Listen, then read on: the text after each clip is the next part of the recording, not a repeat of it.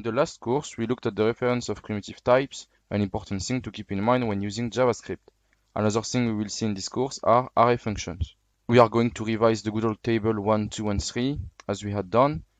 Const numbers is equal 1, 2, 3, and we do not forget to put the comma between each figure. Now suppose we want to turn this into an array in which each number is doubled, so we have to double num array.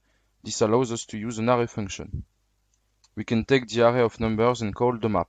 The map is a built-in array method.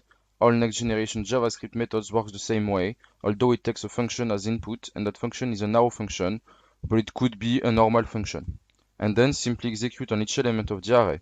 So we'll do it like this, equal, and the arrow. Don't forget the parentheses, so here on each element of the array of the number 1, 2, and 3, what we get in this arrow function is a number at the end. Then we can simply return something, and what you have to do in this internal function depends on the function domain you use.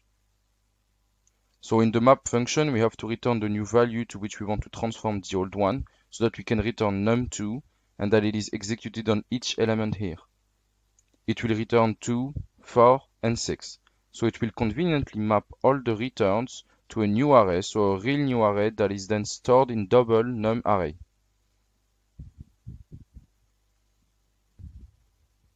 So here, if we put instead of numbers double num array, now if I take a look at it, it gives me 1, 2, 3, and 2, 4, 6.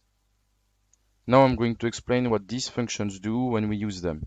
I just want to bring to your attention that they still have this function that is executed on every element, and that they are not really from the next generation of JavaScript, but from the current generation. Thank you for watching.